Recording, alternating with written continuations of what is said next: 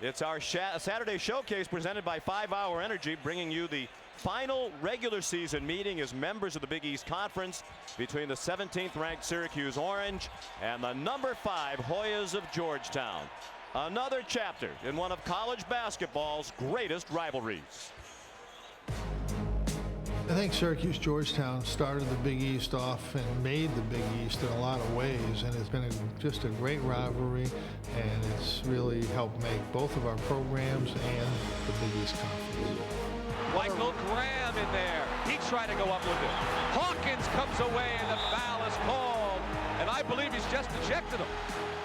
I enjoyed going up there and playing, and we took our lumps up there as well as we did some lumping. It's pure and simple. Georgetown's got a great basketball team, but today the best team did not win. Thank you. There's so many games that have been just great. Last second shots that we made. McNamara, it's good! Jerry Mack drops one on Georgetown. Last second shots that Georgetown's made. Smith with a scooper. Certainly when Big John came into Syracuse and went out in about 30 seconds with 3 technicals in a row, I've never heard the Dome any louder. I've never not had respect for his coaching ability or the people in Syracuse. I just hated for him to beat us. I hated it. Today in Washington, D.C., it is in many ways the end of an era. Syracuse and Georgetown renew their acquaintance and in some ways say goodbye. Some of the legendary figures in the history of this sport made this rivalry what it is. For some of them, it was the beginning of a career filled with highlights. For others like Jerry McNamara, this rivalry provided some of the top highlights of his career. Now, here's our public address announcer at the Verizon Center, Father William McFadden.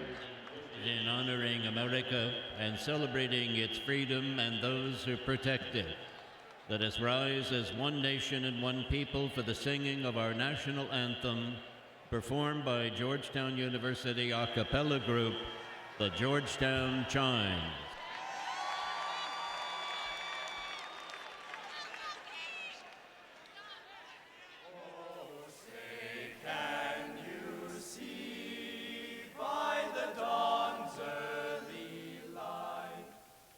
So proudly we hailed at the twilight's last gleaming, whose broad stripes and bright stars through the perilous fight o'er the ramparts we watched were so gallantly streaming, and the rockets' red glare, the bombs bursting in air, gave proof through the night that our flag was still there. Oh, say does that star-spangled banner yet wave? Oh, land of the free and the home of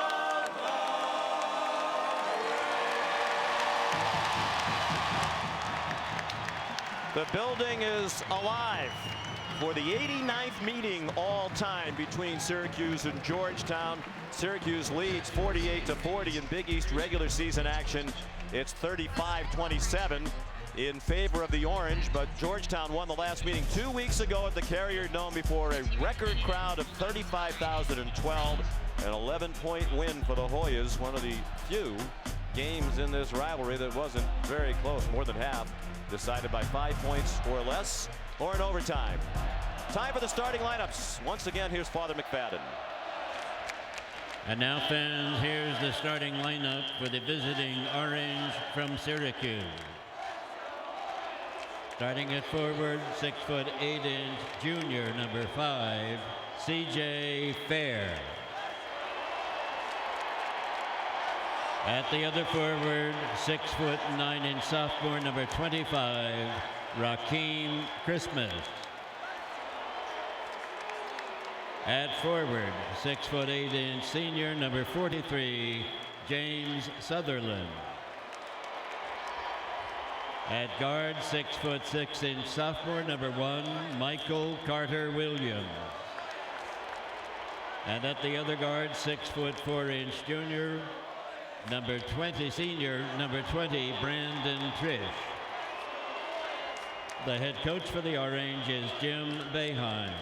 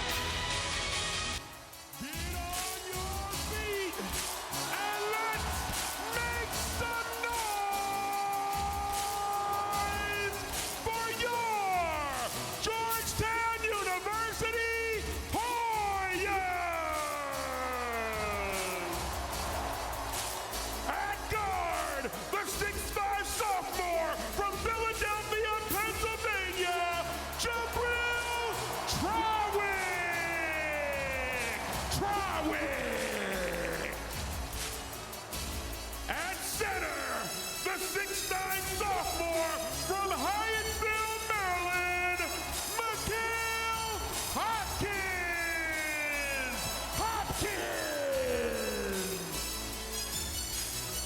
At forward, the 6'8" sophomore from Mosley, Missouri, Otto Porter Jr.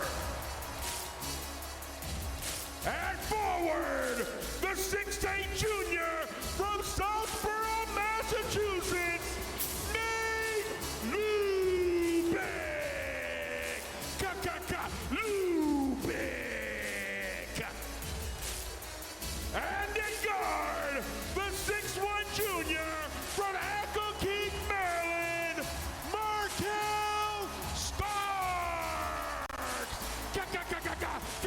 Starks. Blah, blah, blah, blah. And the head coach of the Georgetown Hoyas is John Thompson the third.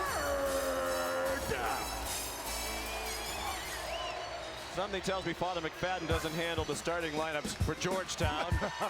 Big game for Georgetown. This final regular season meeting in the Big East between these two schools. Really a big game for both teams. Georgetown a win today clinches a seat in the Big East Championship, which begins Tuesday in New York. Syracuse, as you saw, trying to get into the top 4 and get the double bye. They need to win today, and they need some help. Sean McDonough, Jay Billis, Bill Raftery, very delighted to be here today on this very special day for both schools and for the Big East Conference, and it's a rematch. Georgetown. And without Otto Porter dominating, I don't think there's much of a chance that Georgetown, but Otto Porter was magnificent, getting into the middle of the zone, using screens, knocking down really difficult shots that were under pressure. He had 33 points, went 12 of 19 from the field. Every big play in that game on the offensive end was made by Otto Porter Jr. Rest of the team, as you said, shot 20% for the game. 33 points, the most ever scored by a Georgetown player against Syracuse. It's a Syracuse team, Bill, for a while it looked like they had the inside track to the Big East title. 5 and 6 in their last 11, have struggled to score, particularly in that game against Georgetown. They scored 46 points. You are ready to go, attacking the priests on the open. A little religious bias. They're going to have to attack defensively and get some easy baskets. I think that's key for this team. Understanding where to get the points. Easy ones are extremely important. The inside game, not quite what it is, but when you get some easy ones, all of a sudden you get some confidence. Maybe you can knock down some jumpers, but it's key to make some stops. And good, lead, turn.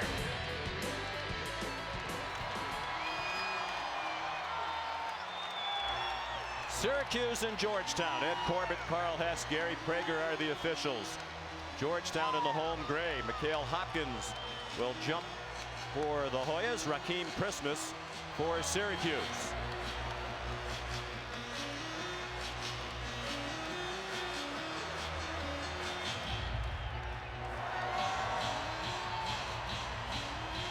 Sellout crowd inside the Verizon Center, where Georgetown has lost only once all year against Pittsburgh.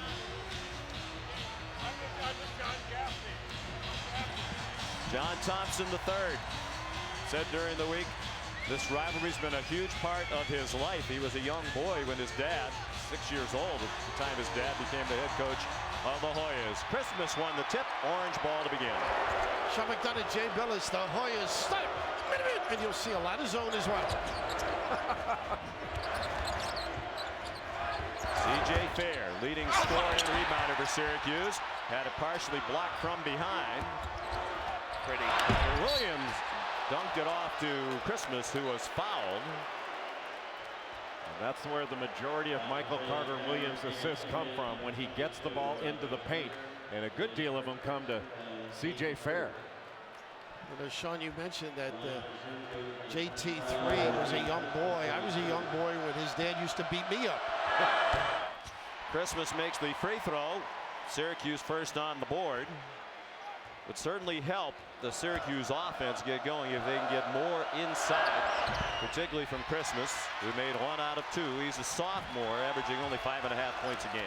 And fellas, as you remember, Otto Porter was terrific, finding spots to become available, making decisions, or finishing plays. Tough entry. And Nathan Lover tried to feed it inside to Mikhail Hopkins, and it didn't connect. You don't see that often with Georgetown trying to make a home run pass, because they do such a good job of cutting and moving the ball against the zone with skilled passers at just about every position. Brandon Trish off to Michael Carter Williams. Trish, who's been in a prolonged shooting slump, well short of that one, pulled down by Porter, who averages 7.5 rebounds per game. He leads Georgetown in scoring and rebounding. He stretches the D. You got to really close out on Porter. So confident from deep. But Georgetown wants to try to push the ball when they can, try to beat this zone down the floor. But Porter in the middle is the playmaker. Good pass. Lubick a deep 2. A little bit beyond his range. James Sutherland, who's moved into the starting lineup the last couple of games, tees up a 3, wide right, and yanked down by Jabril Trawick. I believe there's a Georgetown foul called by the outside official. It's on Mikhail Hopkins. Ed Corbett the call. Jay, whether it's off a turnover or an offensive rebound, but you can just see that's an old-fashioned Big East foul. Let him play. Well, I remember in the early days of this rivalry, you were surprised if you went to the game and there wasn't some sort of skirmish, punches being thrown or allegedly being thrown, depends on who you believe. Coaches nose to nose. It's been a little tamer in recent years. And you're talking about the announcers, though.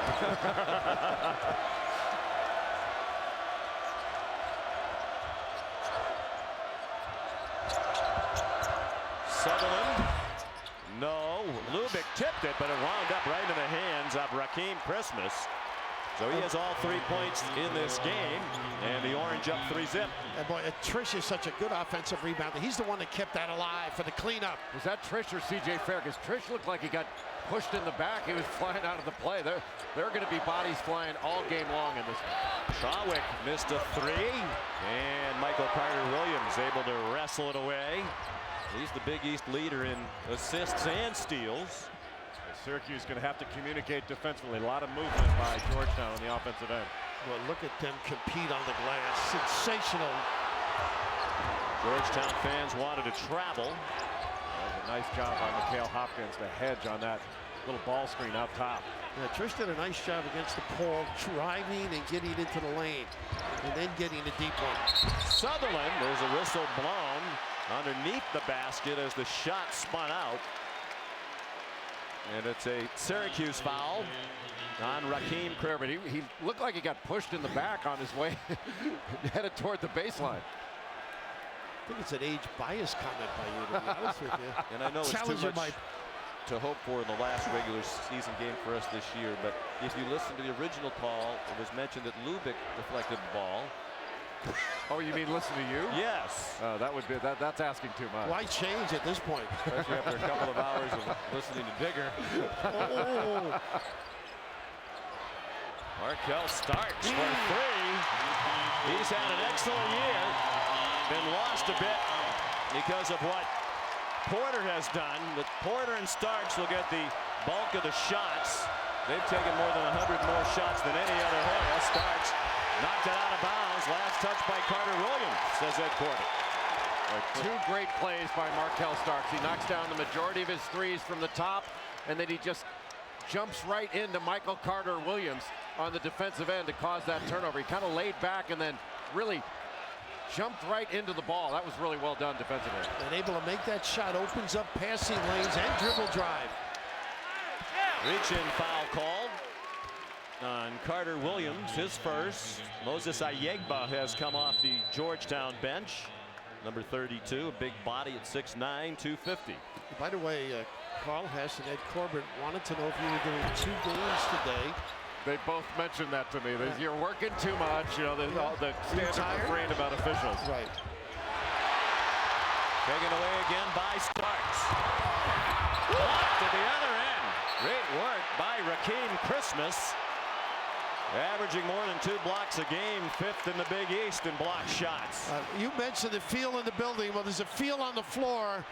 They are concentrating on effort. Terrific reaction. And that's how you get your runouts if Williams could have come down with that. Syracuse off to another slow start. 1 for 7 from the floor with 2 turnovers. And another. Porter can do it all. Handle the ball. Starks flicked away by Fair, but Ayegba got it back for the Hoyas. Now you mentioned Porter. He defers in the first half. Usually steps up late in the game, but they're going to need him early, I think. Shot clock did not reset. John Thompson's upset about that. Lubick missed from the free throw line, and now they have a full clock. Well, reminiscent of their game 2 weeks ago, and you'd expect a low-scoring game. These are 2 of the best teams in the country, and the top 2 in the Big East in field goal percentage defense. Well, they're giving Lubick whatever shot he wants. He's got to make one of those. He's underneath the basket in a bit of trouble. Trawick helped rescue it. 5 minutes gone by, tied at 3. So far, it's been 5 on 4. Starks, 33. Nice screen, set it up by Porter.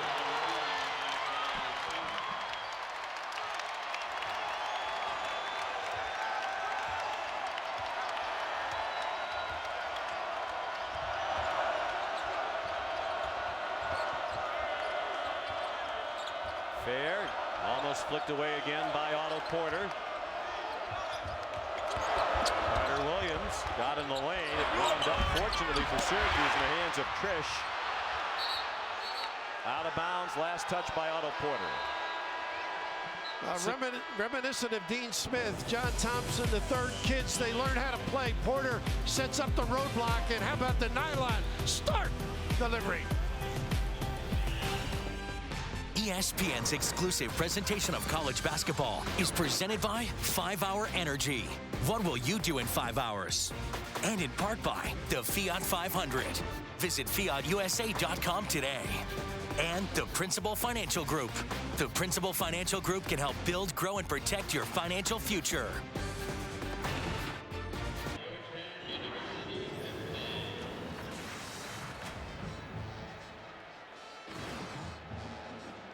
Time to take a look at the untouchable moment in this rivalry. It's brought to you by Dick's Sporting Goods, and it really was the game that launched this rivalry. It has become one of the best in college basketball. February of 1980 at Manley Fieldhouse, the last game played there. Ed Spriggs led the Hoyas back from 14 down, and then with the score tied at 50, Sleepy Floyd made 2 free throws. Louis Orr shot at the buzzer, missed. And John Thompson uttered the immortal words. Manley Fieldhouse is officially closed. 57-game home winning streak snapped for Syracuse in their last game in that building. What we want to know, is that the best Syracuse-Georgetown moment? You can weigh in our Twitter poll at ESPN CBB, hashtag SUGT moments. And we'll provide details as we go along on some of the others. The punch, that was the Michael Graham, Andre Hawkins affair. Of course, John Thompson Jr. saw 3 technicals and ejected memorably. March of 1990. Jerry McNamara, game winner in 2004. I could have ruined John Thompson's line by beating them a couple of weeks before when we lost by 30. Good hands. Lamonte Smith Rivera, the freshman, just in with a steal. And it leads to a layup for Starks, who has all 8 Georgetown points. Well, you can be critical of Georgetown's offense at times, but one thing that is always there, this is an outstanding defensive team. Fair, Syracuse needs it and gets it. 3-point goal from C.J. Fair, who probably should shoot more, given that he's 44% for the year, but that's just his 19th made 3. And he does so many great things for this team. Always plays within himself. This is not a scoring lineup in the game right now for Syracuse. It's fair, Cooney can score a little bit, but it is not a big scoring lineup. Starks a miss, and Jeremy Grant the rebound. Just into the game. Freshman off the bench. He started for a while when Dajuan Coleman was injured. Coleman's back in action, but seeing very few minutes off the bench in the 2 games back. Carter Williams down the lane to tie it at 8. They got to keep the guards out. That's the one weakness in that zone. He is effective. You want to force him to shoot deep. Smith Rivera, he can score in bunches. Not a deep Georgetown team. In that win at Syracuse, they played only 7 men. Nice screen. Smith Rivera, 3 more. And they need him to light it up. He didn't really play against the zone up at the Q's very well. And that time got the assist with the bump. He was 1 for 8 in that game against Syracuse at the Dome. Nate Lubick got to give an assist there too. That was an outstanding screen on ball reversal against his own. Fair.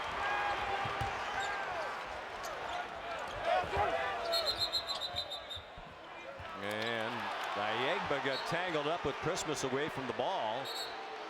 And I believe they've called it on Moses Ayegba. The big are the easy baskets, don't you think, Jay? I think you guys talked about that earlier. From one end to the other, the leak out. Stark able to convert. Well, Georgetown, an excellent passing team, especially Otto Porter, but a very smart screen by Nate Lubick that freed up Devontae Smith Rivera.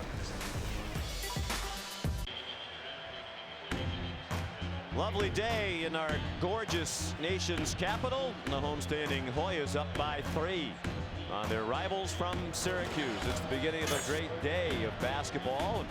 ESPN and ESPN2 will be followed by Marquette and St. John's. Marquette, part of that 3-way tie for first right now in the Big East. Win today would guarantee at least a share of their first Big East regular season championship for the Golden Eagles. Louisville also has a chance to share or perhaps win outright the title today, but a great lineup of games all day long. You'll be down there for Duke and North Carolina at 9 o'clock tonight.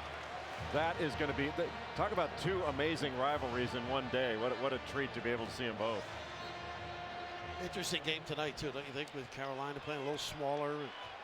Yeah, I think they'll be able to match up with Ryan Kelly, who is the biggest matchup problem, I think, for most teams. Going small, I think, helps with that matchup. Ryan Musakita off the Syracuse bench. This is Trevor Cooney, redshirt freshman. Georgetown is active and good in their own zone, aren't they? They sure are. Carter Williams a miss. Push Foul off. on the rebounding action. And I believe it's against Nate Lubick. It is. The big thing with Fair, I think. I thought Fair pushed as well on this one, but when he's in the center spot, I think he does a great job finding people or finishing. 1 foul on Lubick. 4 team fouls now on Georgetown.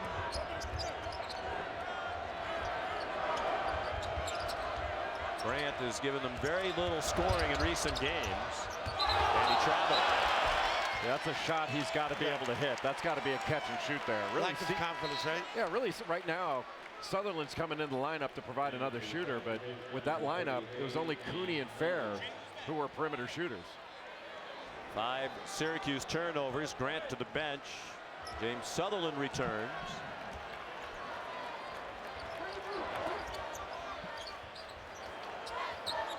Lubick had the pass go off his hands. Michael Carter-Williams all the way to the goal. Fouled on a reach-in, and he'll have a chance for a three-point play to tie it. He really makes and creates offense with great pursuit of the ball, big hands, the runouts, captures a lot of things, and just a great angle here to avoid the charge. He went straight ahead, Stark's liable to pick it up, but pretty good maneuver and a terrific finish. Foul was on Starks, who's first, the 5th on the team. Carter-Williams ties it up. He had just 7 points in that loss against Georgetown 2 weeks ago, but took only 6 shots. Sometimes when he's not shooting the ball well, he just doesn't shoot. And particularly against zones, you pass up a shot, you may not get a better one. Starks, Porter, Smith, Rivera. Those are the 3 that Syracuse has to shade to. The others they can recover late to. Smith Rivera, the freshman, threw it away. Spot up 3, Sutherland. Sutherland had it deflected by Lubick. Pinball around right to Musakeda, who missed a short one. Syracuse bench wanted to foul on that shot. They didn't get it. Sutherland needed a little shot fake there. Georgetown trying to win the Big East regular season title in this, their last regular season game. Ayegba was surrounded and fouled by Musakeda, called for the foul. His first. You get the ball here, even you would have taken this jump shot by Lubick, don't you think? I mean, look at this spot now. Take that shot. Well, they're not. It's clear that that's in the scouting report. Right. They are not guarding him at all.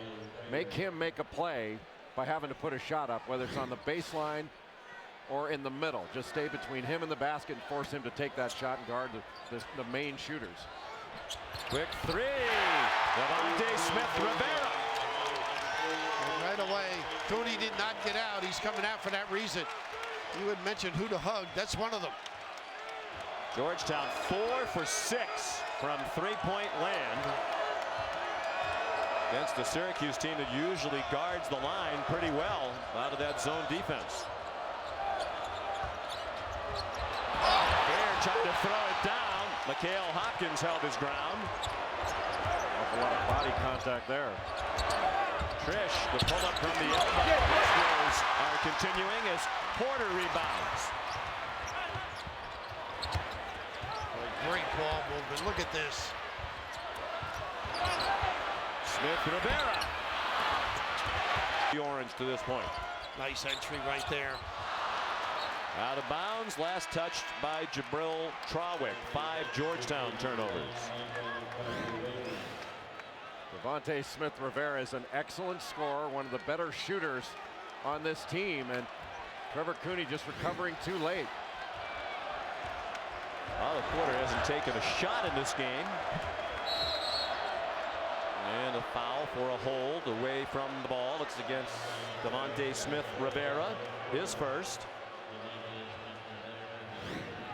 Well, C.J. Fair really took that ball hard to the basket there. Awful lot of body contact. You've got to be a strong player to be able to finish through that. 6 fouls now against Georgetown, so the next one will put them over the limit.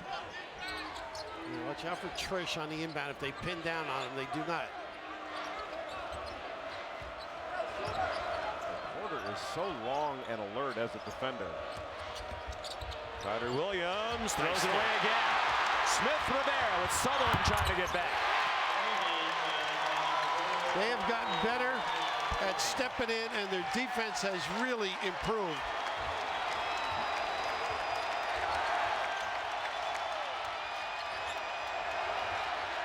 Wow, Carter-Williams dribbled himself into a trap in the corner, got out of it, but it was the beginning of the end for that Syracuse possession.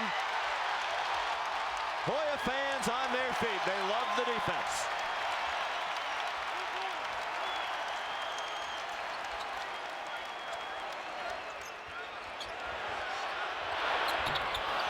Porter finally got a shot up. Long from three-point land, it leads to a break opportunity, and Carter-Williams scored from the free throw line. Boy, solid old-fashioned stop at the line. make some decision. Boy, the defense of Georgetown has been vicious, huh? Boy, watch when Starks and Smith Rivera catch the ball. They look at the basket, and when they do, the defense comes to them and opens up another pass. Georgetown gives up under 57 points per game, second in the Big East in scoring defense, 10th in the country. Only Pitt is better in the Big East. And they're right there on a catch and a shot. Smith Rivera looked like he was going to pass it up. Then he said, hey, I'm hot. I'll jack one, and it rattled out.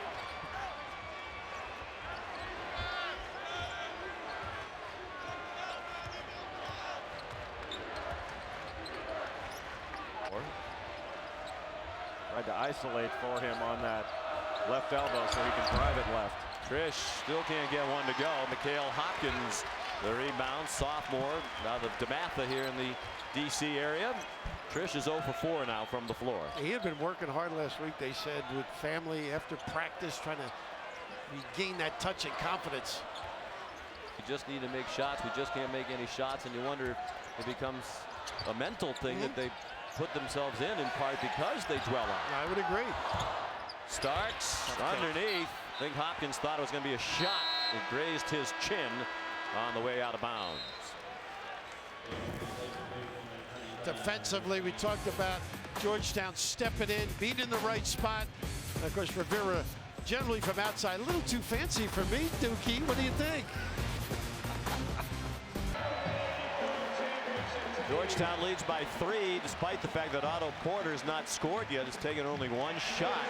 All 16 points from Markel Starks and Devontae Smith Rivera, 8 apiece. Pretty good offense on the runouts, and I think those easy points are the key part of this game. The step in and read here, Jay. Pretty good attention. 7 points off turnovers for Georgetown, and 4 of 6 from three-point range. Got to make those two, Starks and Smith Rivera, put that ball on the deck. Can't allow them easy catch and shoot opportunities because they are knocking down open shots. Well, John Thompson III said it when we chatted before the game. You can't expect Otto Porter's going to have another game as he did 2 weeks ago at Syracuse. The rest of the cast had to perform at a higher level. I'm sorry, Jay. I'm just going to. What's your favorite moment from when you were a student at Syracuse? Of these My series? favorite moment in this rivalry? Yeah. Well, I think the #1 moment is that Manley Fieldhouse officially closed, even though it was a Syracuse and it wasn't a great highlight, but it really was the moment that propelled the rivalry. It was hard to pick the top 10 because there have been so many. Rakeem Christmas banks at home. He's off to a nice start.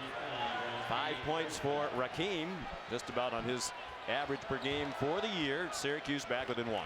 How about the Heimer? Go low, get some touches inside, soften up the interior. 34 years coaching in the Big East Conference. Last regular season game for Jim Boeheim, by far the all-time winningest coach in the history of the Big East Conference. Nice high-low. Yegba scores a rare bucket for Moses, who averages 1.5 points per game. Moses stays right around that 10. That's where he's effective, but what a dump down by number 2 Porter. Porter parted the blue key for Moses underneath. Krawick the rebound.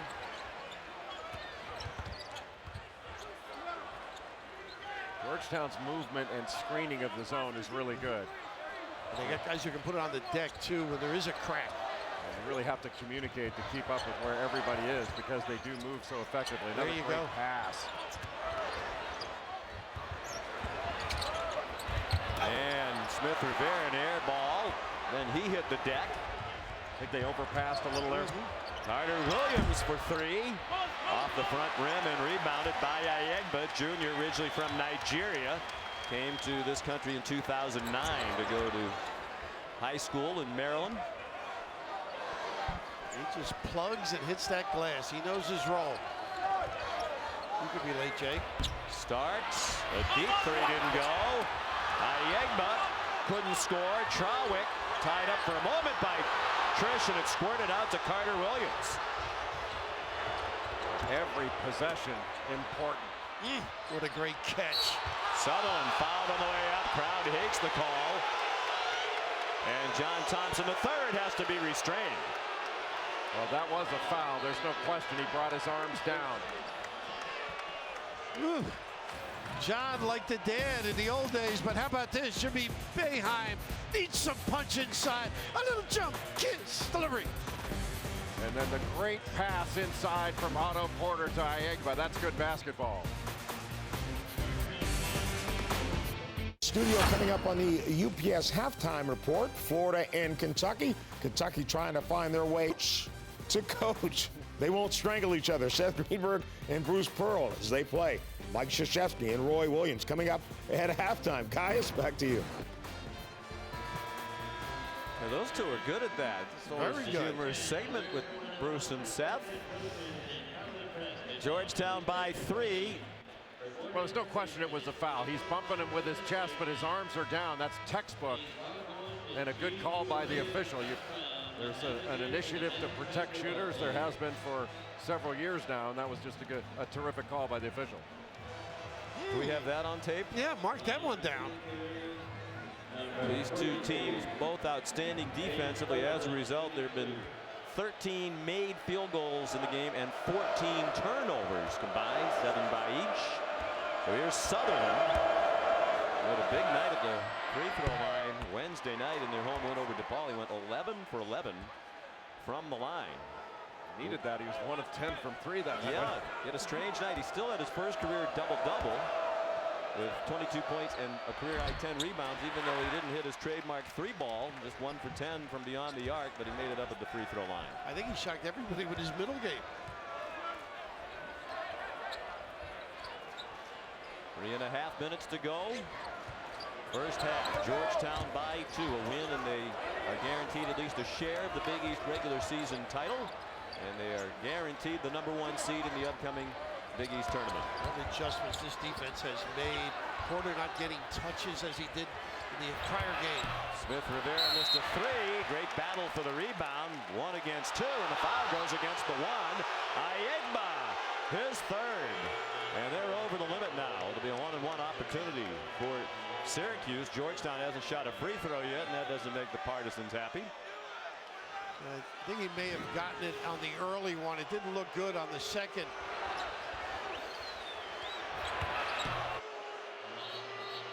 Wow, pretty good effort, huh? We're over the back of Sutherland, I guess. Yeah. Maybe they saw a little bit of a push in the back at the beginning, but as Big East fouls go, that wasn't one of the more violent ones.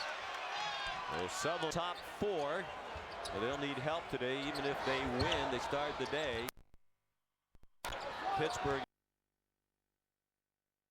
in their favor. Porter in the middle of this zone, I think, is the best option for Georgetown because he's so poised in there. I thought he should have shot that last entry to him, Jay. Trawick powered to the goal. And the first Georgetown free throws of the afternoon will be shot by Trawick.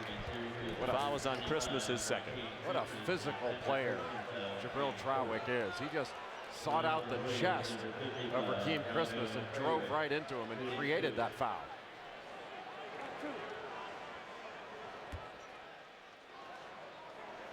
So Trawick, 70% for the year. Sophomore from Jenkintown, Pennsylvania. But one of the things with this zone, Syracuse almost plays like a 2-2-1 because they bring the wings up. Don't you think that Georgetown can attack on the baseline a little bit if they get the ball in the short corner? Yeah. But the scary part is the trap then. Right. You know, they do a great job closing on you on baseline. You got to make a quick decision. You saw the numbers. Georgetown Wednesday night in Philadelphia had its 11-game winning streak snapped at Villanova. They were outscored at the free throw line 30-4. They also had 23 turnovers in that game, so getting the line more often will be a priority going forward for the Hoyas. Nice defense on that little baseline rub-a-dub.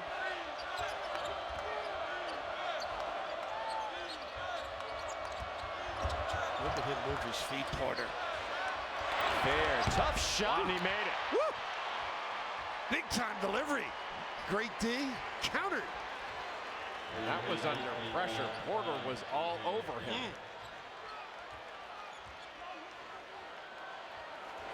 5 points for Fair. He had 13 in the first meeting with Georgetown to lead Syracuse.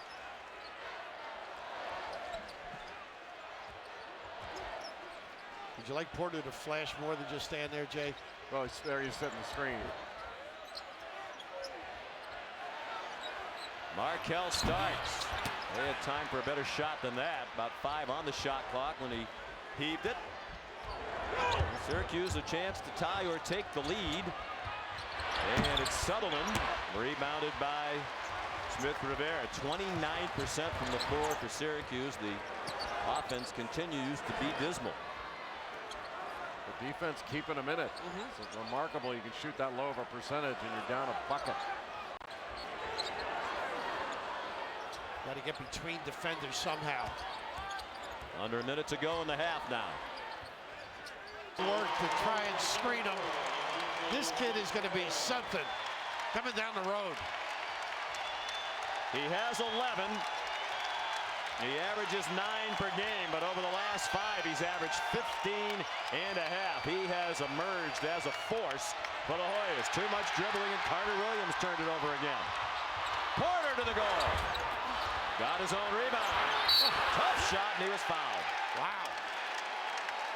That's to the rim. You like this play, Jay? Love it. Just love to see him aggressive and Georgetown really pushing the ball, trying to get some early opportunities, but too many turnovers taking the ball into bad areas for Syracuse. Carter Williams has already turned it over 4 times. Porter is finally on the scoreboard. Averaging 16 and a half for the year, but 19 points per game in Big East play. Just under 19. He's second in the league in scoring in conference games only, behind Bryce Cotton of Providence. Largest lead for the Hoyas.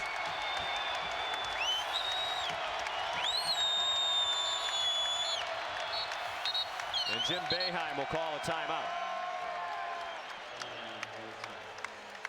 17 seconds to go till halftime here in Washington, D.C.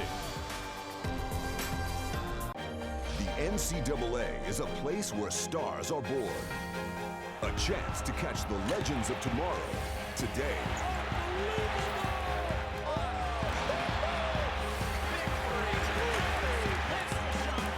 And with ESPN America's complete coverage from the regular season through to March Madness and the Final Four, you won't need to wait long for the next big thing.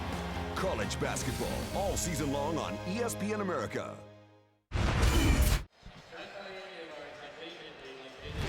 ESPN Sunday afternoon showcase in Columbus, Ohio. The Fighting Illini take on Deshaun Thomas and the Buckeyes. That's at 12:30 Eastern Time tomorrow on ESPN. You can also watch live on Watch ESPN. Illini off to that great start, 12-0, 9-9 since.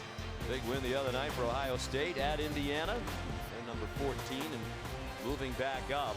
You know, certainly Georgetown needs to get tremendous credit for the defense, but 2 games now, Syracuse, Georgetown. You even wonder, just watching, what is Syracuse's plan? You can't even figure out what, if anything, they're trying to do. Well, the difficulty is trying to dribble drive. They've given up 6 steals to Rivera and Starks. Protect the ball. Contested 3, an air ball, and a fitting end to the half. Well, it was Porter who carried the team in the first meeting. It's Starks and Smith Rivera carrying the bulk of the load here for Georgetown. 8 turnovers for Syracuse, 4 by Carter Williams. They shot 28% for the half and made only 1 3. They're down by a touchdown. 25-18 at the half. Well, let's send you to Reese Davis. All right, Sean, with John Thompson III, you have a 25-18 lead at the break. John, how would you describe the way your defense played against Syracuse's offense? I thought it was okay. You know, they got some open looks in situations where we knew how they were going to get the looks, and we got to take those away. And then we got to keep them off the boards. I don't know what the numbers are, but I feel like they got 6, 7 offensive rebounds, and we can't let that happen. John, Otto Porter was terrific in terms of being patient in the middle of that offense, delivered some good passes. What would you like to see more from him offensively in the second half? You know, we got to figure out how to get him the ball. They're matching up with him more than they normally do. And then whenever he shoots into the overload, they're almost going man and man, almost boxing one with him. They're following him everywhere he is, which is not a surprise. So, we don't need to force feed anything, and we just need to keep doing what we're doing. All right, John, good luck. Thanks a lot. All right, John Thompson III. Sean, halftime here. Georgetown up by 7. All right, Reese, thank you.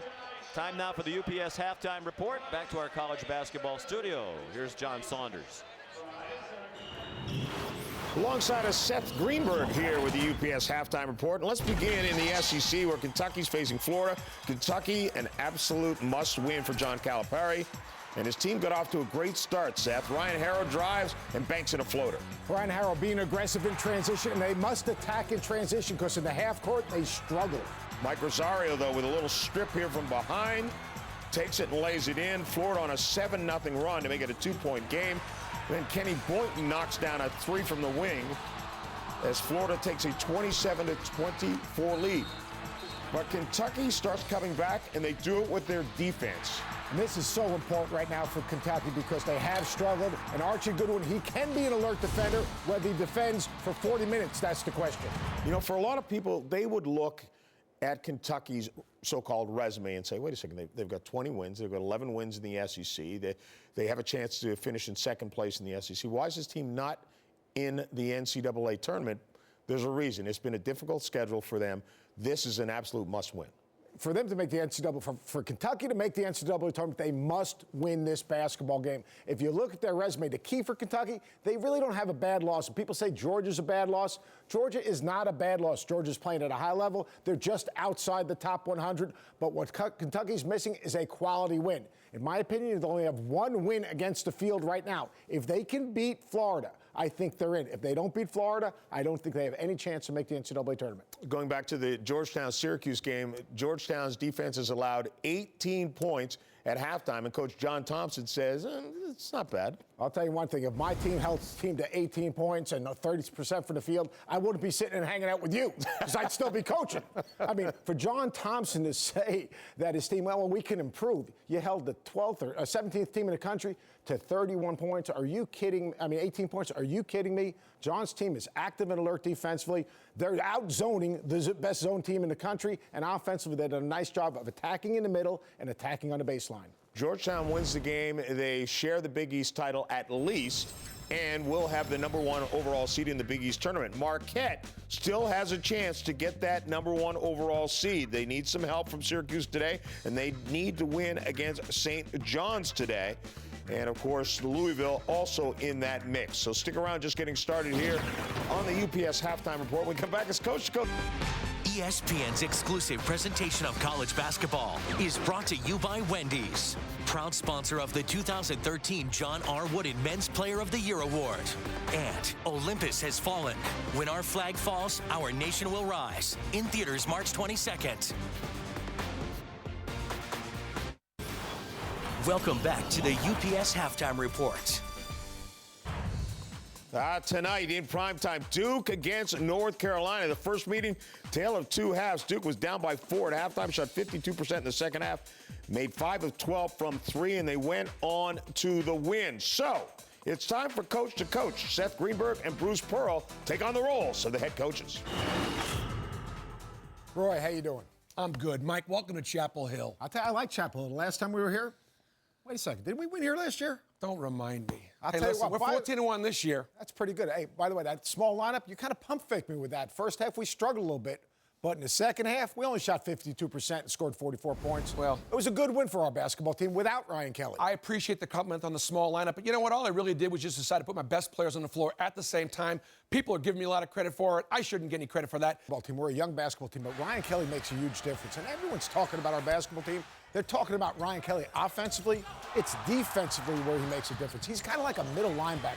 He kind of gets everyone lined up. He's great off the ball, does a great job contesting shots. But most importantly, you think about defensive field goal percentage. It's a 10% difference when he's on the court. Ryan Kelly, 36 against Miami, but defensively, to me, it's where he's making a difference. But, Coach, we're different than Miami. P.J. Hairston's playing the 4 spot for me now. I'm going to test and see how good that foot is tonight because Hairston's going to take that ball to the basket and he's got a chance to finish. And if you draw and if you leave shooters, which I know you don't like to do, we're shooting the ball from 3 much better before. My greatest concern tonight is Plumlee.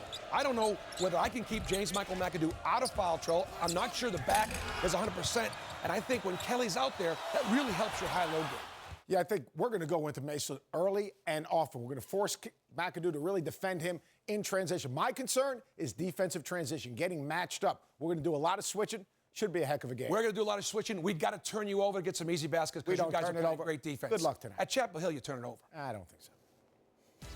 Which one will be smiling later on tonight? A look at the #1 seeds. Gonzaga has the #1 overall seed, according to Joe Lunardi. Don't forget, you can see them in the West Coast Conference Tournament semifinal tonight against Loyola Marymount. That's on ESPN2 at 9 o'clock Eastern Time. Kansas also. Power of logistics to work for you. This halftime report is delivered by UPS. Put the power of logistics to work for you. Saturday slate, Marquette at St. John's. Marquette still with a chance to finish with the #1 seed for the Big East tournament. Kansas against Baylor. We mentioned Kansas in a #1 seed position for the NCAA tournament. And, of course, that Duke, North Carolina, a huge one. Kentucky facing Florida. And, Seth, if you're John Calipari, what are you telling your team right now? We're 20 minutes away from the NCAA tournament. We need every 50-50 ball and get to the next play. Providence, meanwhile, trying to play themselves out of the next 4 out and into the tournament. They have been as hot as any team over the last couple of weeks of the season, but right now they are trailing UConn. Our second half is coming up next. Markell Starks. He and Devontae Smith-Rivera doing most of the scoring for Georgetown in a 25-18 lead. ESPN's exclusive presentation of college basketball is brought to you by Wendy's, proud sponsor of the 2013 John R. Wooden Men's Player of the Year Award.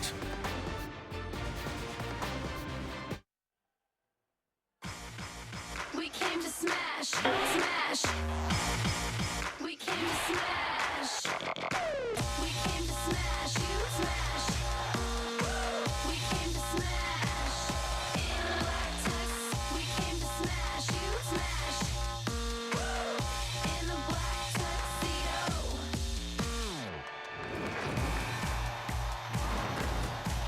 And we welcome you back to our Saturday showcase from Washington, D.C. in the Verizon Center. It's brought to you by 5-Hour Energy. Defense, the story of the half, as was the case 2 weeks ago in the first meeting when defense dominated. Syracuse shot just 28%. Raftery in the 3-ball. In particular, Markell Starks and Devontae Smith-Rivera, they were outstanding in the half for Georgetown. They were the offense for Georgetown. Otto Porter only had 2 points. He didn't force anything, but Devontae Smith-Rivera and Markell Starks knocked down some open shots. But really, they only scored 25 points. Not like they went on some offensive explosion. It's been the ineptness of the Syracuse offense against the outstanding Georgetown defense. If that's the case, they got to make something happen, Syracuse, defensively to get some easy ones. They've been dribble, driving, coughing it up, and giving the runouts.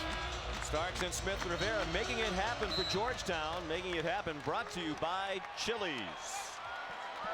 Second half underway, Georgetown ball. Hoyas with the 7-point lead, the largest for either team, despite the fact that Otto Porter, their leading scorer, had 33 2 weeks ago against Syracuse, has just 2 points. Jabril Trawick had it pop out, kept alive by Porter, and he's fouled on the way back up. Boy, he does a nice job. He floated in the post area, went to the box, got a nice offensive rebounding position. Very clever player. I think you can bank on Otto Porter being much more aggressive in this second half than he was in the first. He was very patient in the first half, but I think he's going to insert himself in the second. Took only 2 shots from the field in the first half. He's now scored 3 points all from the line, and John Thompson III, Ted to Reese Davis on the way off at the half. Syracuse matching up a bit more regularly against Porter than in the past. One nice thing he does, though, he had 4 assists. He has a good feel and understanding. Not easy to score against his zone. Carter Williams, Fairtrish, Christmas, and Sutherland begin the half, and for a Syracuse team that has really scuffled for weeks now on offense, a 9-point deficit is a bunch, and there's a turnover on their first possession of the half, their 9th of the game. The other thing that Otto Porter has done well is guard C.J. Fair. Fair certainly had a decent first half, but Porter really made it tough on him. Good fake. That one jumper, he was right in his drill. Nice. Starks another three. His third of the game. And a timeout called by Jim Boeheim. Only 48 seconds into the second half.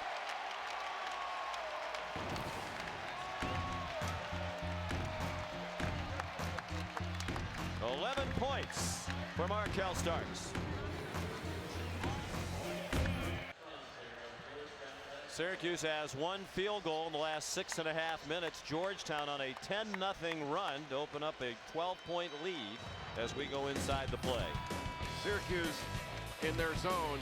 One of the effective things you can do is screen it. Otto Porter sets a really nice ball screen as they reverse the ball. And that ball screen is going to be on Trish. That means that James Sutherland is going to be guarding two guys over in the corner, have to make a decision, and Michael Carter-Williams has to come over and help out. He's got to rotate over. When Trish comes up to pick up Smith-Rivera, Carter-Williams was slow getting over to Markel Starks, let him just waltz into that shot. Goal, and if they don't start scoring, Syracuse has no chance. Well, they're extending this zone, challenge it. Trish, wow, an air ball from inside the free throw line. Trish now 0 for 5. Lubick off the feed from Starks. Reward the big guy. Lubick, great feel and understanding, sprints to the rim. I don't think I've ever seen Syracuse this fragile. They look like they're fragile mentally, that nothing's going right for them, and they're expecting. For Syracuse, he complained at Corbett. He thought he was hit on the shot.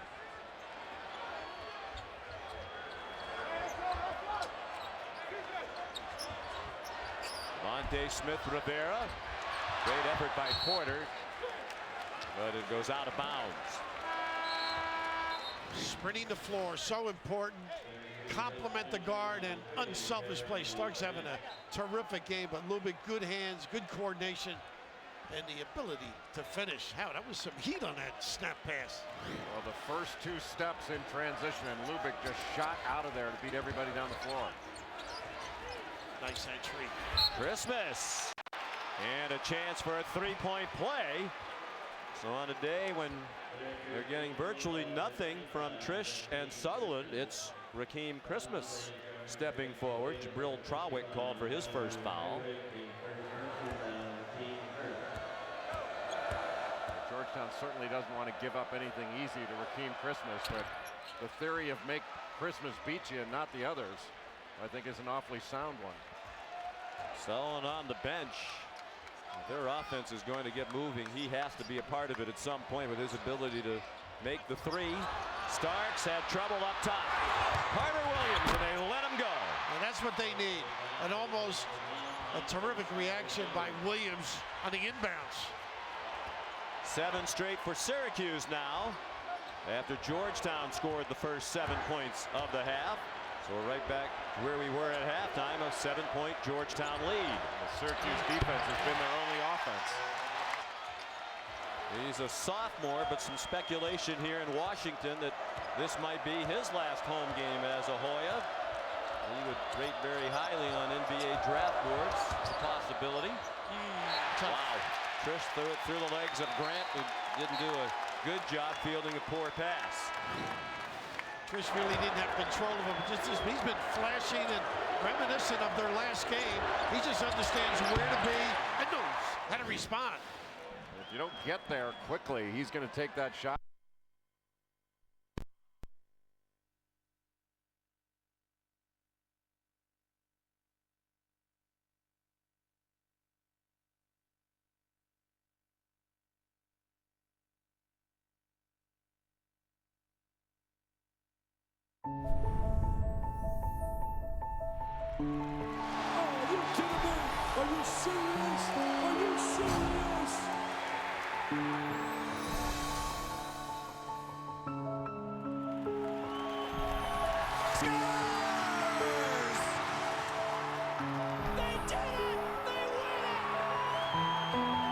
Big East Player of the Year.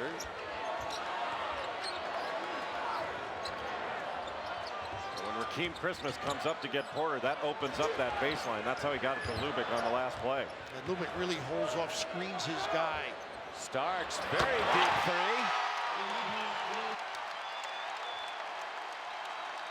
points for Markel Starks on 4 threes, and then the answer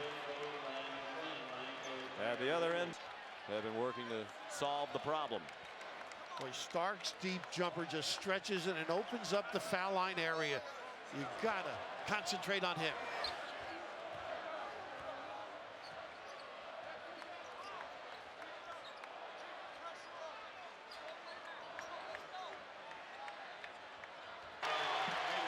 In half.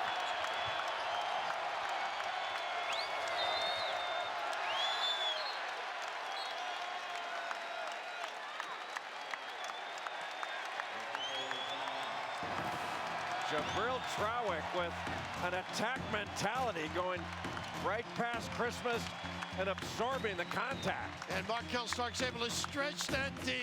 Nylon from deep. Everybody underneath happy.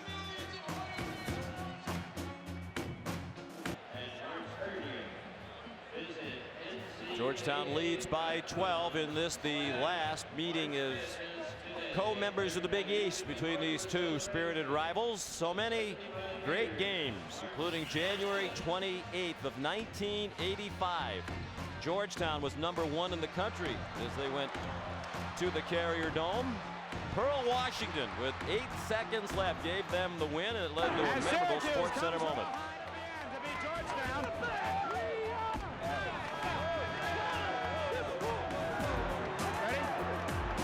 So Dwayne Pearl Washington turns out to be the hero as Syracuse beats Georgetown at the end to hand the Hoyas their second loss in a row for the first time in 3 years.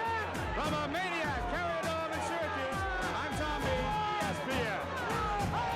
The late great Tom Mees, who was a great hockey fan, got 2 minutes for elbowing as a result of that report. The dramatic win for Jim Boeheim over John Thompson Jr. I like to see him do that to Jay when he's interviewing a coach or something. He's thrown a few bows. Georgetown's help has been excellent. Shot clock about to expire. Carter Williams never did get it up. Shot clock violation. You know, as well as the on ball, it's a great compliment. They have pressured the guy with the dribble as well. Spacing is gorgeous. They're just terrific defensive team. But even if you're able to get by just a bit, Moses Ayegba came up, did a nice job of cutting that lane off. Everybody is seeing man and ball. Really effective defensively by Georgetown. Still no Trish or Sutherland on the court. Trevor Cooney on the court now by Musakita, also in the game. Jeremy Grant, 3 bench players out there for Syracuse. The bench has not contributed a single point to the Orange today. Porter's activity is phenomenal. Even when he doesn't score much, you notice the things that he does to help. Trawick, no. And Smith Rivera, the weak side rebound. Georgetown does such a good job of when they catch, they look at the basket. And that forces a defender to close out to you and opens up something for a teammate. So fundamentally sound. Quicker, they trade off with Fair beautifully. Smith Rivera stepped inside the yard and knocked it in from about 15 feet. Talk about great players being unselfish. Porter a couple of times could have jacked a bad shot. Made the good decision. That possession was 1 minute and 5 seconds for Georgetown with the weak side rebound. Fair and air ball, and it squirts out of the hands of Bai Musakita. It's painful when they get an offensive rebound, Jay. A terrific pass, little shot fake on the closeout by Jeremy Grant. Devontae Smith Rivera having another terrific game at 33 earlier this year against DePaul. Played at Oak Hill Academy. He's in the same backcourt with Tyler Lewis, who's at NC State right now, filled in so admirably for Lorenzo Brown when he was out. And Rivera, what I love about him too is he's strong and can discard people with strength legally. He's going to be a big-time scorer here. Yeah, that's dangerous. Porter found him, and the Hoyas might turn this last regular season meeting with the Orange into a rout. And Ayegba just back into the game already with foul trouble. Picks up his 4th. I just think chasing after this guy, Jay, you stop communicating in the back. You don't acknowledge him. He exhausts you. Sprints in, ducks behind, gets to the wing. Solid, understanding. And he never panics in there. That's a tough place to catch the ball and make a play. And he makes it look so effortless.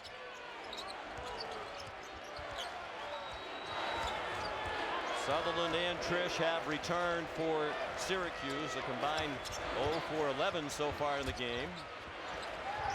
And the turnover. Fair just trying to send it back out to Sutherland. And even as something as simple as that is not executed. 12 turnovers for the Cuse. We're not familiar with this style of play by Syracuse. I mean, Jay used that word fragile. Absolutely. They're uncomfortable. No confidence. Well, it's becoming familiar now over the last several weeks. 12 minutes to go. Georgetown with a win is the Big East regular season champion. Started the day tied with Louisville and Marquette. Quarter in this. Could be a shared title, but if Georgetown wins, they will be the #1 seed in the upcoming Big East tournament.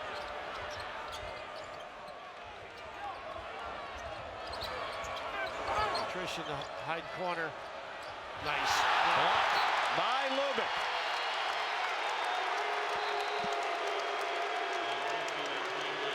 Yeah, it gets us to immediate timeout. Syracuse has gone 4 minutes and 15 seconds without scoring.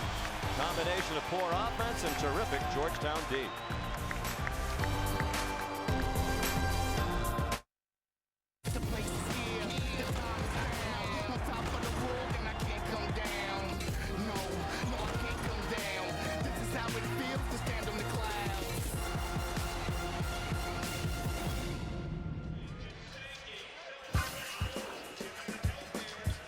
So often we talk about if the season ended today. Well, in fact, the season does end today. The Big East regular season, that is, but there are still games to be played later. So these seedings probably will change as the day goes along. One thing is for certain, on the left of your screen, the Tuesday night matchups on ESPNU, those are set and will not be changed by what happens today. But the seedings otherwise could change. Syracuse could be anywhere from 4 to 6. Right now, they'd be 6 if the tournament started today, but if Pittsburgh wins, which you would think they would, they played DePaul today, and Notre Dame and Syracuse were to lose, then that 5th place thing would be a tiebreaker between Notre Dame and Syracuse. They go to the head-to-head, Syracuse won. So Syracuse could be the #5. The very worst co-regular season champs or tri-champs. They could have it all by themselves if Marquette loses at St. John's and Louisville loses at home to Notre Dame. Let Jay and I know what games we do, that's all. Fair had it stripped by Porter, who runs the floor with friends. Oh, and a great block by Sutherland on Smith-Rivera. And a foul, and Hopkins will go to the line for Georgetown. Out-scrapped. Not much fight, and Jim knows it, realizes it, not a whole lot you can do. Good hand. Sideline. He got all the way down to the baseline in absolutely no time, trying to call a timeout when Mikhail Hopkins had the ball on the floor. Foul on Sutherland is first. Hopkins makes 1 out of 2. I thought Tom Crean moved a lot on the sidelines. JT3 may need one of those pedometers. See how far he's going. He runs. Tom walks. The zone now is going to make them take a little time. I like Trish attacking anyhow. That's what you got to do. He thinks he got a foul. Show some aggressive play. Syracuse fans just glad to see him show some emotion of any kind. He was irritated that he didn't get a whistle as he has his first field goal of the game, now 1 for 7.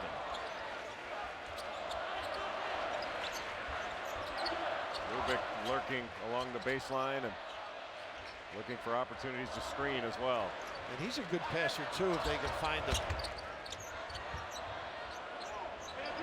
Lubick, former Massachusetts High School Player of the Year.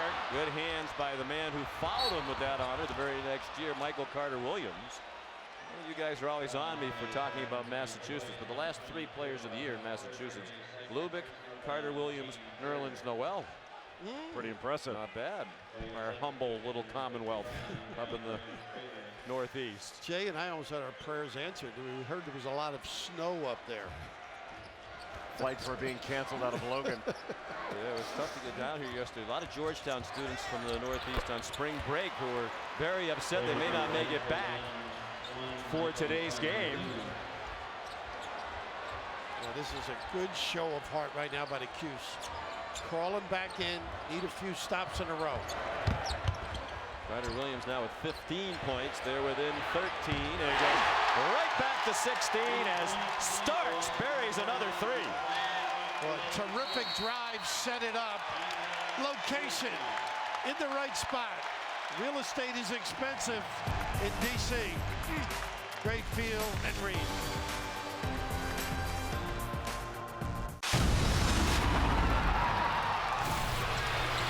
Hield with a lob, another throw down by Mbach.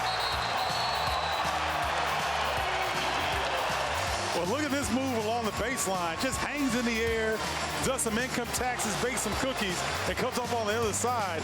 And then he just climbs the ladder off the sweet dime from Buddy Hield. The Sooners getting it going here in the second half.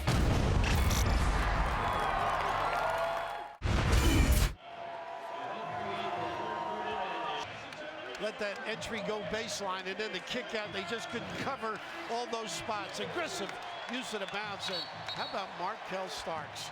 Lighten it up, and definitely from three. Career high 5 3-point field goals for Starks. Junior from this area went to Georgetown Prep. Fair tip wouldn't go for Christmas, and he's the last to touch it. Well, Georgetown did a nice job with their guards, Starks and Smith. Nothing on the half court.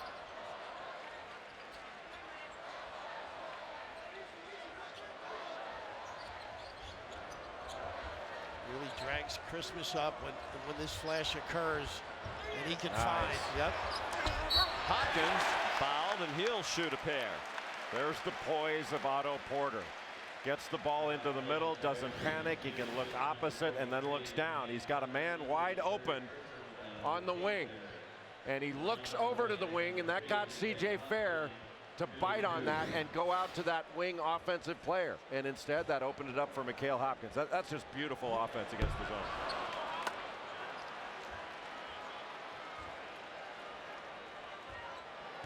Hopkins missed the first free throw.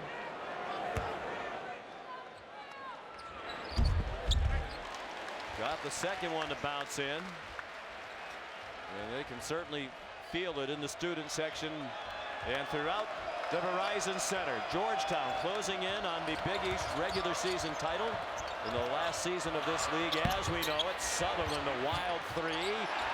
And Devontae Smith-Rivera ran it down. Quicker to the ball.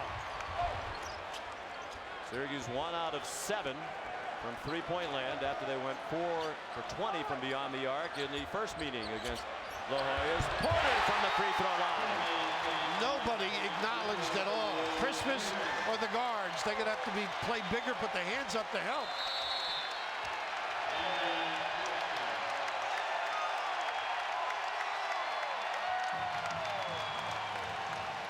Jim Boeheim down to 1 timeout.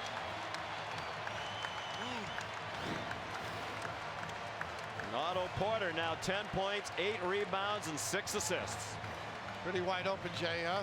Wide open. If Rakeem Christmas comes up, he just drops it down to Hopkins. He had plenty of space, plenty of time. He's made great decisions all game long. This week's NBA Sunday Showcase coverage tips off tomorrow with key NBA countdown at 12:30. Then at 1, the red-hot Celtics in Oklahoma City to take on Kevin Durant and the Thunder. 3:30. Kobe Bryant and the Lakers trying to gain ground in the playoff hunt. They face the Bulls. Nice doubleheader. Celtics Thunder at 1. Bulls Lakers at 3:30 tomorrow on ABC. He really lets the game come to him, doesn't he, Porter? Rush it, force it. He's tough to play against, and he's easy to play with. A lot of dribbling by Syracuse. Yeah, the pressure D causing it. They can't get in anything. as Sutherland tried to maneuver along the block, he was bumped by Mikhail Hopkins. His second foul.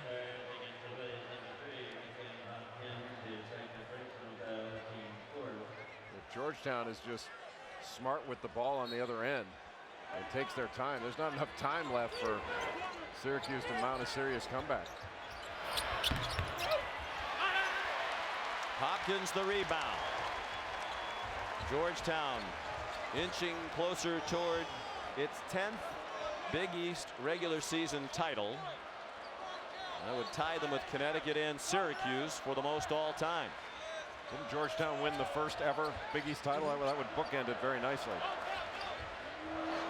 John Thompson III talked about how much it would mean to him, to this program, to close out this chapter of the Big East with a title and a win over Syracuse, and they're on their way to both. A huge day for the freshman Smith Rivera.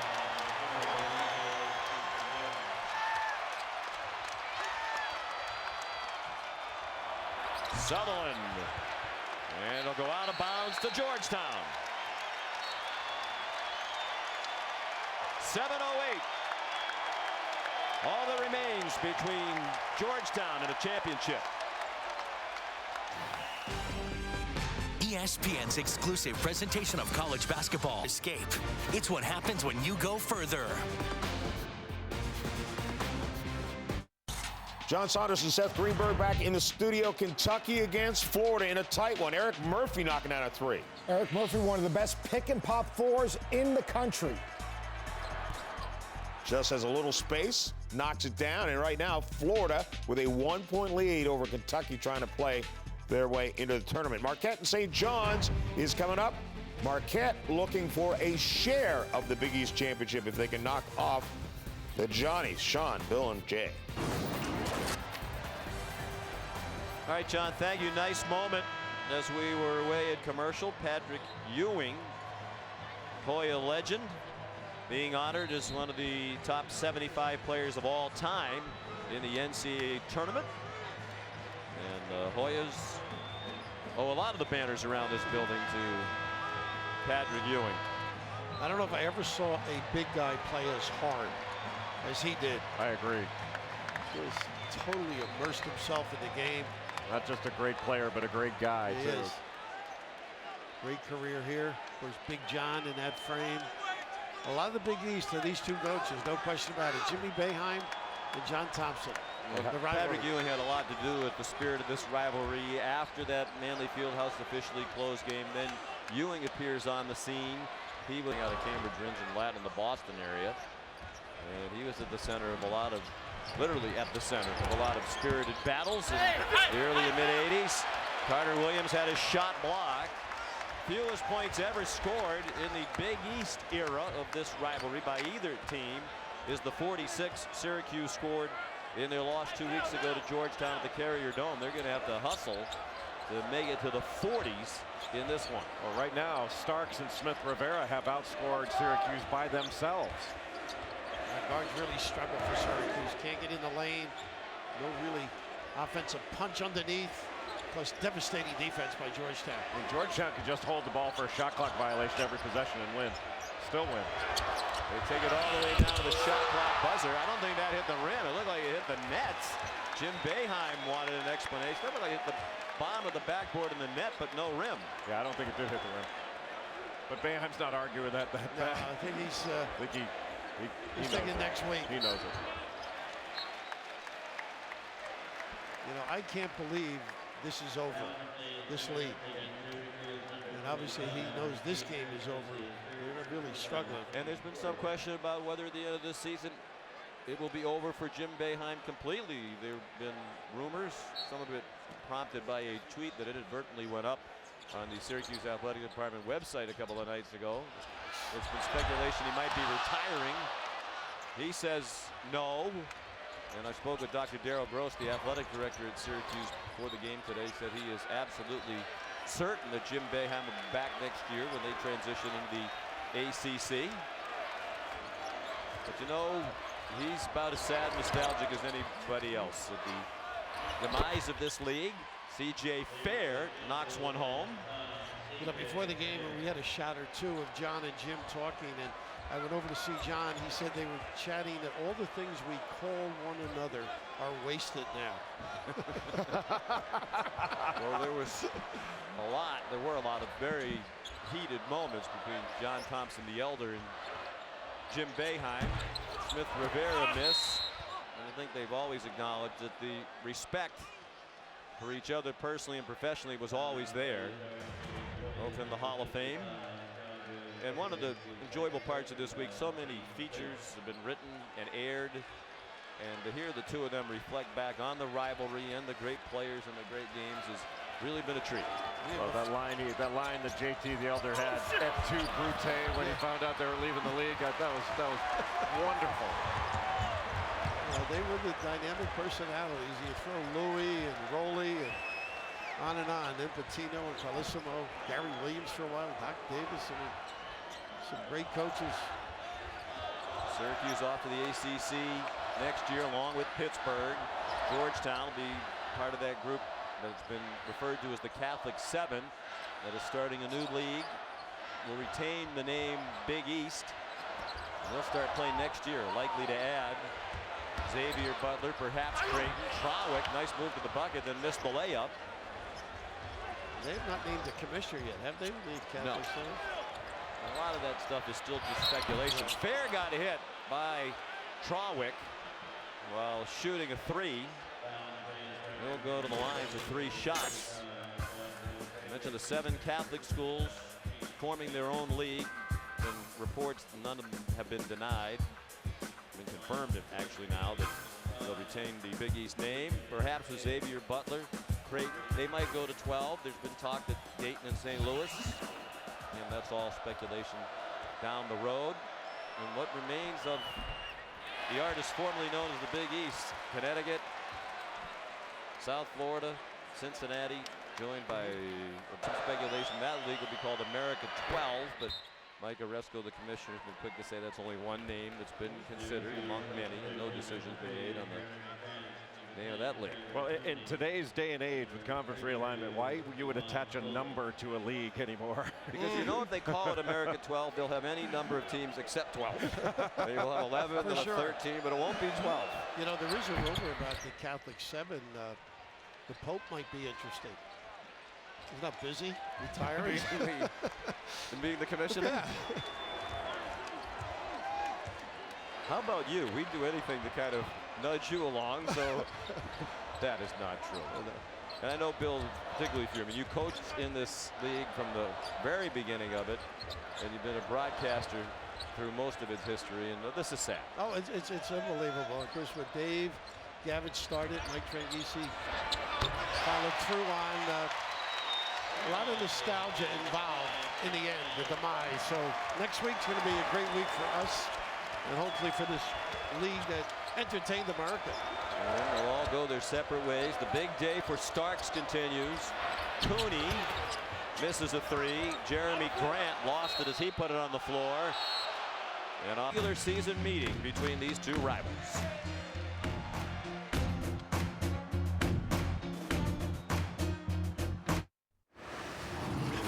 John Saunders and Seth Greenberg back in the studio. Kentucky having problems because Florida moves the ball so well. One of the best passing teams in college basketball. The ball goes inside, diagonal pass outside. Scotty Wilbekin knocks down to 3.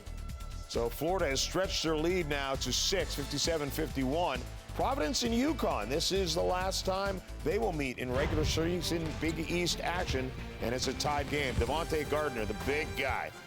Tough to move for St. John's as Marquette and St. John's is coming up next. All right, John, look at the Big East standings. Georgetown, 3 minutes and 14 seconds away from at least a share of the Big East regular season title, and this the final day of the regular season. Louisville and Marquette will have a chance to win and earn a share of it later, but if Georgetown wins, they're the #1 seed.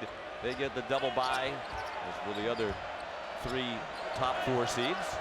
And they would begin play in New York Thursday of the coming week. Hey, you know who I'm thinking about, Sean, is Luke Honaseka.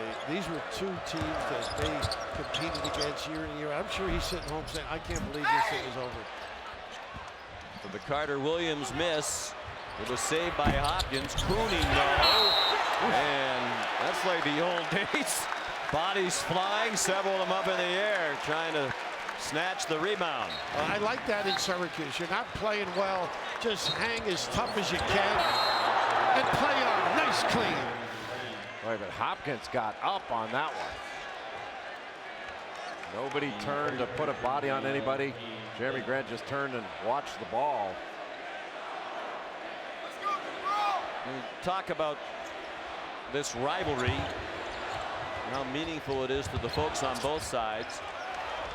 2 weeks ago, they played in front of the biggest crowd ever to watch a college basketball game on a campus, 35,012 in the Carrier Dome.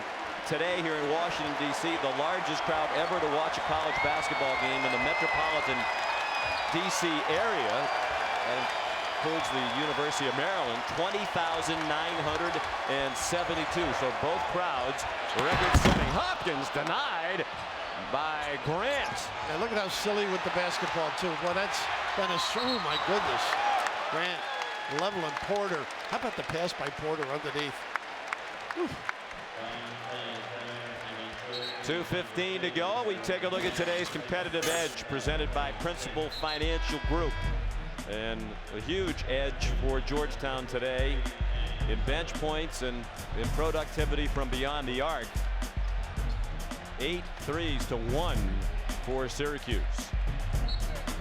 By the way, it won't be the fewest points ever scored by a Syracuse team in this rivalry. 1930, first game of the Syracuse-Georgetown rivalry. Georgetown won 40-18, and I know you was cold that day. You could probably give us a scouting report on that very good Georgetown defensive club of 1930. We were at the Onondaga War Memorial. Now Georgetown, I mean, this might be as painful a thing to do to your rival as any. Hold the ball and run out the time in a rout. Fans serenading Syracuse with goodbye. Carter Williams, a floater. He's had a good scoring day for the Orange, 17 points.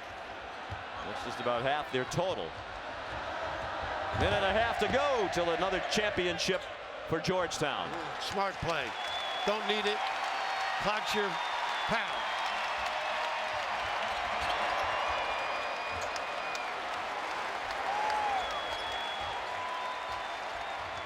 Well, he is unselfish, too. God, Porter. The tremendous player. And Trawick buries the three. With a minute to go.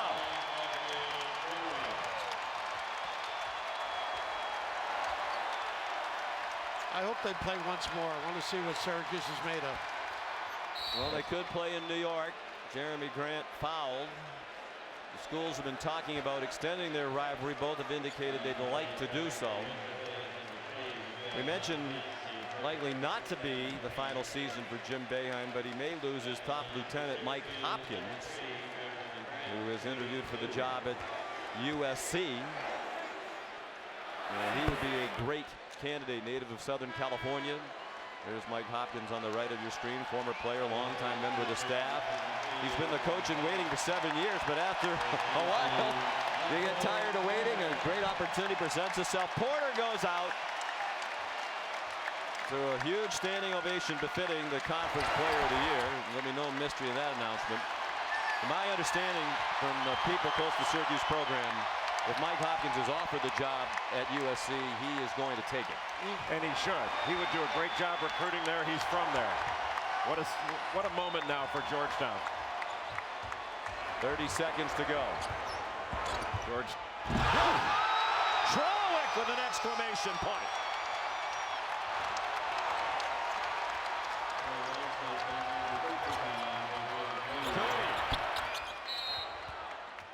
Foul on the rebound action. And it's against Syracuse. And now John Thompson, the third's going to go to the bench. Take some of the other stars out to get an ovation, including Markel Starks, who was the man of the hour today for Georgetown. 19 points. Porter visits with John Thompson Jr. Starks getting hugs all along the Georgetown bench. 5 out of 9 from 3 at 5 assists in the game. And the ending for Jim Boeheim has been ugly in the Big East. And number 3 in the country. And since then, the wheels have come off. And people thought, and we did too, that they had a chance to win it all. But he was telling us during that stretch, we are not as good as our record. Trawick the free throws. Now he'll go out. East regular season title in his 9th year at Georgetown. They won back-to-back regular season crowns in 07 and 08. They also won the Big East tournament in 2007. They'll be the #1 seed. They'll open play at noon on Thursday at Madison Square Garden. You know, Sean, you were talking about the emotion of this game. Amazing. John Thompson III grew up in it. He said this rivalry's been a big part of my life. And the regular season part of it ends with a championship for the Georgetown Hoyas. And they do it in one-sided fashion, 61-39.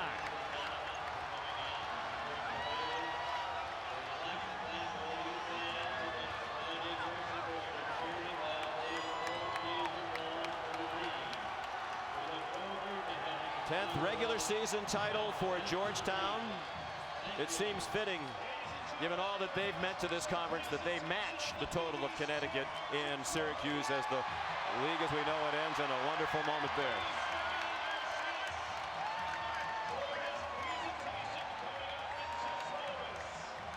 I think very classy of Jim Boeheim to, on a rough day for him, to seek out the very proud dad his son calls Pops. Well, very classy of both, and two of the great legends in this conference, and tough way to end it for Syracuse, but a magnificent performance by this Georgetown team.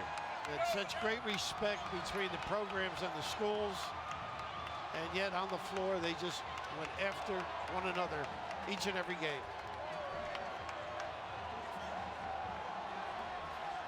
Otto Porter didn't have a big point day, just 10, but he had 8 rebounds and 7 assists. Starks 19 points, Smith Rivera 15 points. Michael Carter Williams, the only player in double figures for Syracuse, with 17. Well, they thought it couldn't get any worse, particularly on offense. It did. 39 points, fewest scored against Georgetown in the Big East era. Well, many of these fans slept out overnight to get the best seats in the student section for this one, and it was worth the wait. And it was all Georgetown from the opening tap. The Hoya defense was spectacular. And there's Reese Davis alongside the championship winning coach. Reese. And Sean, we found John Thompson III. John, congratulations on the win. Given what that's going to happen with the Big East, what does this victory mean to you? It means a lot. It means a lot on many levels. It means a lot because of Syracuse. And beating Syracuse is always special to anyone that cares about Georgetown. It means a lot because it's our last home game.